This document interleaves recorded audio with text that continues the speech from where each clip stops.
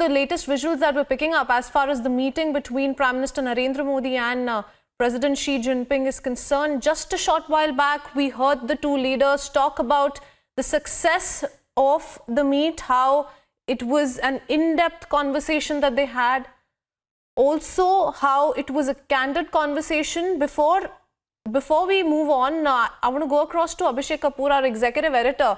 He joins us on the phone line. Abhishek, we heard what the two global leaders had to say. It did come across as this was a success, and how both of them had such great things to talk about as far as this meet is concerned, how they had an in-depth, candid conversation throughout, and they're both looking forward to greater cooperation and greater strategic, in-depth relations as well. Well, for one, Krithween, if you look at the opening statement that was made by President Jinping, he used the word overwhelmed with the kind of reception he got. So, given the fact that the Chinese are very frugal with words, that really is a bit of a show of emotions, if you will, on how he sees the manner in which he has been received and generally shown around not just Mahabalipuram, but also the manner in which Chennai received him. And right from the airport to all the streets he took to reach the hotel and then on to Mahabalipuram. Having said that, it's not an easy relationship. It's a little complicated relationship. And even if small takeaways happen from these kind of engagements, that should be seen in positive light. In fact, both Prime Minister Modi and President Jinping mentioned about how Wuhan had translated into some very positive confidence-building measures on the ground and which have steadied the partnership. Steadying is one word that was used by Prime Minister Modi also. And the Chennai Connect that he mentioned, it is hoped would really take the Wuhan spirit of accommodation essentially to the next level. Of course, as things we will see the results of Mahabalipuram coming over a period of time as we see things panning out. But it is hoped at least that the Kashmir chill that had set in post India abrogating Article 370 at least would be taken care of, just as Wuhan took care of the Doklam chill. Absolutely. And something that caught my attention, Abhishek, is when the Prime Minister said that we both are sensitive towards each other's concerns. That fulfills the entire idea of this informal summit, because this indicates how both the sides said that yes, we can sit on the table and talk, and it's a good time to reach each other's mind. Well, exactly. So, in fact, Krithween, that's the intended purpose of this informal format of summit, away from the pageantry and the ceremonies of a state visit in New Delhi or any country capital. Because what happens is that you get bogged down in ceremonies, there are pressures of following a certain protocol. As compared to that, in this kind of setting, where you are having a buddy talk, where you are connecting one-on-one, there is more possibility of, you being a little more relaxed, a little more open to the idea of listening rather than just put across your point of view. And in that sense, this format does work a little better than the formal summits, and that's why this is being attempted. Remember, it's an experiment in the making. Only last year, the beginning was made with Wuhan. This is only the second time that informal summit is happening. And as President Xi said that just a day before coming here, that he's closely watching Kashmir, maybe the next summit can happen in Srinagar as well. Absolutely. And let's not forget how Prime Minister Modi also put the focus on the Chennai Connect. He said that Tamil Nadu, in fact, and the historical city of Chennai has served as an important cultural and commercial link between India and China. In fact, after the Wuhan Spirit, Chennai Vision has started a new era of cooperation between the two countries. It's a very, very important statement if you read into this closely, Abhishek, because everyone has been talking about the importance of holding the summit, particularly in Chennai, in Mahabalipuram. And of course, now they met in Kovalam as well. And in that sense, this particular statement coming in from the Prime Minister also leaves a huge impact. Well, absolutely. I mean, initially we were trying to figure out what this Wuhan spirit really means last year.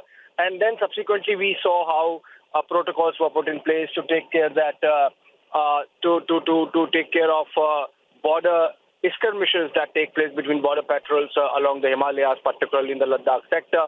They have come down. We have seen how some increase in imports by the Chinese have happened that have done something, if not substantial bit, for the trade deficit with China. And then we saw how Masood Azhar ultimately did get declared a global terrorist in April this year. So it's not that these exercises are an exercise in futility. They do give results. Sometimes they might be slow. Sometimes they might take a while in the making. And when Prime Minister says Chennai Connect, whether there is an admission that in the last 2 months there was some disconnect with China taking provocative actions like taking Kashmir issue to the UNFC. So when the connect has happened or has been re-established, it is hoped that it will revive the Wuhan spirit and lead to more give and take between the two nations. And in that sense, Prime Minister was underscoring the need to really have a larger canvas in mind when you talk of the India-China bilateral relationship. And in that context, between President Xi Jinping mentioning to Prime Minister Modi yesterday that after visiting the temples that he would want studies to be commissioned on the ancient India-China trade because the maritime route is an area of interest for President Jinping, clearly shows that at least things have moved a bit forward from the difficulties that were there just a few days, months back. Absolutely. And as we speak, Abhishek, we're putting out those live visuals that we're picking up, and how India's artifacts are on display. So much of this trip has been about India's culture and putting it out there in front of the Chinese president, and that this is a continuation of that. We picked it up yesterday when the two leaders bonded over a tour of temples in Mahabalipuram. It was a freewheeling conversation between the two of them, and followed by a cultural program. Of course, they had dinner also together. And today as well, we see how time and again India's culture is also at the center of this visit. Let's in fact listen into what the audio is we're picking up from DD as well. Silk जो राष्ट्रपति को gift किया जा रहा है प्रधानमंत्री नरेंद्र मोदी की तरफ से। उम्मीद यही अशोक की जो रिश्ते हैं भारत और चीन के, उसमें भी यही सुनहरापन आए। जी सुनहरापन आए, सिल्क जैसे स्मूथ होता है उस तरह का स्मूथनेस जो है दोनों के रिश्तों में आए। ये जो स्मूथ होता है, सिल्क में आप हाथ रखेंगे तो वो आपका हाथ फिसल जाएगा, इतना स्मूथ होता है।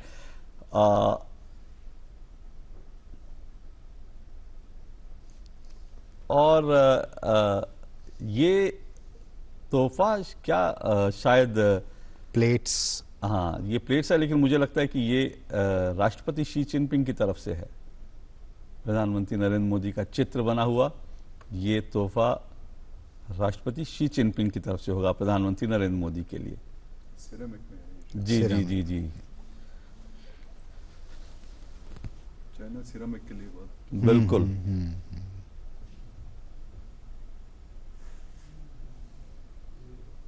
तो दोनों देशों की जो सांस्कृतिक विरासत है वो बहुत समृद्ध विरासत है। इसी को शायद अशोक हम ट्रैक टू डिप्लोमेसी भी कहते हैं, अरविंद जी अगर मैं गलत ना हूँ। जिस तरह से track one diplomacy diplomatic level पे बहुत सारी बातें होती हैं, ये जो कुछ चीज़ें हैं, सांस्कृतिक चीज़ें और धार्मिक चीज़ें, ये कहीं ना कहीं रिश्तों को और भी पास लाने के लिए और पीपल टू पीपल कॉन्टैक्ट की बात जब हम बात करते हैं, शायद इसके लिए एक टर्म यूज़ किया जाता है, आप लोग अच्छे से जानते हैं। अभी क्या है कि जो आज का डिप्लोमेसी है उसमें सॉफ्ट पावर को बहुत महत्व दिया जाता है और बहुत सारा शोध चलता है कि सॉफ्ट पावर कैसे डिप्लोमेसी और डिप्लोमेटिक एंड्स के लिए यूज किया जाए। भारत तो इस मामले में काफी तो इसमें तमिलनाडु की उत्कृष्ट संस्कृति और हस्तकला और उसके नमूने पेश करके और प्रधानमंत्री जो हैं वो खुद उनको समझा रहे हैं, तो इसमें सॉफ्ट डिप्लोमेसी का बड़ा एक उत्कृष्ट नमूना हमारे सामने है। सिर्फ एक गाइडेड टूर ही नहीं है, तो इसका भी एक असर वो समझाने की कोशिश कर रहे हैं कि भारत कितना धनी है खासकर सांस्कृतिक और इस तरह की चीज़ों में, कि आप देखिए। और इसमें एक जो और एम्फेसिस आ रहा है वो ये है कि भारत और चीन दोनों सिविलाइजेशनल स्टेट्स हैं। बिल्कुल बिल्कुल, दोनों लंबे सिविलाइजेशन हैं, पुराने कनेक्ट हैं, ये चीज़ें उभार के आ रहे हैं। तो एक तरह से जो नई पीढ़ी आएगी, लोग स्टडी करेंगे भारत चीन रिलेशंस को, तो इससे कुछ नए आयाम खुलने वाले हैं। जैसे कि वो शोध की बात हुई कि भारत और तमिलनाडु और चीन के बीच में पुराने सांस्कृतिक और व्यापारिक संबंध कैसे थे। ये बात ठीक है कि इस समय हमारे पास वैसी इंफॉर्मेशन ज़्यादा है नहीं, उस पर शोध की आवश्यकता है। तो ये जब दोनों नेता मिले हैं, मुझे लगता है कि कई यूनिवर्सिटीज, थिंक टैंक, असीम सॉफ्ट पावर की जो बात चल रही है उसमें मुझे एक इम्पॉर्टेंट चीज कि आपको याद है कि हम लगातार बात कर रहे हैं कि एक तो योग बहुत प्रचलित है चीन में 10,000 से ज्यादा योग स्टूडियोज हैं, योग सेंटर है, जहां लाखों की संख्या में जो चीन के लोग हैं योग सीखते हैं। साथ साथ बॉलीवुड का अपना जलवा है। 10 बॉलीवुड की फिल्में अगर एक साल में देखें, 1-2 सालों में, तो 10 बॉलीवुड फिल्में वहां बहुत हिट रही कम है। हालांकि नहीं, कम नहीं, लेकिन हमें इसको और भी बढ़ाने की जरूरत है। लेकिन भाषा देखिए ना कि भाषा अलग अलग है। हिंदी भाषा को वहां पे बहुत कम, लेकिन वहां पर आपको आ रहा था शो की, जैसे कि वहां की भाषा है, हमारी भाषा हिंदी है। अगर इस पर चर्चा भी हुई थी, अरविंद जी अच्छे तरीके से मैं एक बॉलीवुड की बात। And Abhishek Kapoor continues to be with us on the phone line. Abhishek, we were listening into the audio and how really, India's artifacts are on display currently as we speak, and how Prime Minister Narendra Modi is showing the entire place around to President Xi Jinping as well. And so much of this trip has been about India's culture and tradition in that sense. Well, that's the idea, Katrine. Like, for example, when Prime Minister Modi traveled to Wuhan for the first summit, President Jinping had shown him around the culture part of the central Chinese countryside, and the Prime Minister specifically, takes pride in the fact that there is so much of cultural diversity in India that it should be shown to foreign dignitaries and through them to the rest of the world. He has taken President Jinping to Ahmedabad in the first visit. He has similarly taken Prime Minister Shinzo Abe of Japan to Varanasi and, of course, to Ahmedabad as well. Then he has taken the French President Hollande to Chandigarh. He has taken the New Zealand Prime Minister to Akshardham in Delhi. Essentially, he believes that these are opportunities for India to really showcase diversity of culture, of cuisine, of geography, of monuments and sculptures, and in effect use this as an opportunity to brand and market incredible India as well. And that is why we have seen how he has brought President Jinping to Tamil Nadu and Chennai this time. We have seen how all the art forms of Tamil Nadu were showcased yesterday, right from the time we're at the airport to the hotel, and then on the way to Mahabalipuram, then the entire Mahabalipuram part of the trip where the World Heritage Site was shown. The menu itself was so representative of Greater South India, from Tamil Nadu to Andhra to Telangana to Kerala. And that, in effect, provides us a glimpse into the mind of Prime Minister, where he wants all these opportunities to be not just about formal statecraft, but also about projecting India's soft power. And in that sense, not just this summit per se, of course, this is a very different format, but even other state visits that take place, Prime Minister uses them for India's soft power projection. So hopefully, and an acknowledgement of which really came in the effusive manner in which President Jinping mentioned about how overwhelmed he felt with the reception he got. Hopefully, he will go back with better understanding of why it's better to deal with India and engage with India and prosper and enrich with India rather than to engage with a shallow, troubled Pakistan.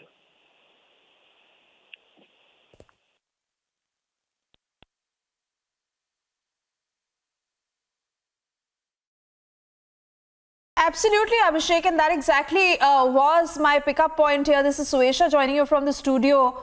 Because, Abhishek, these pictures must clearly spook Pakistan, the kind of bonhomie that we see between the two leaders, and especially with the Chinese president saying that the two leaders indulged in heart-to-heart talks just says so much, Abhishek, at this point.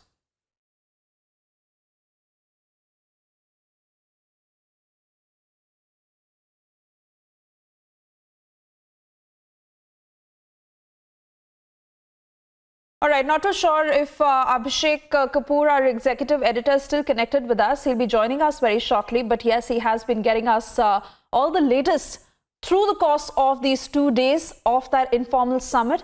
And most importantly, putting into perspective of what this summit means and how exactly has it strengthened ties between both India and China. An informal summit in Mahabalipuram, and the destination, of course, was very carefully chosen, keeping in mind that not only will India be in a position to showcase our culture to China, but also the kind of warmth and hospitality that has been extended to the Chinese president, which of course has been evident in the kind of message he's put out to India.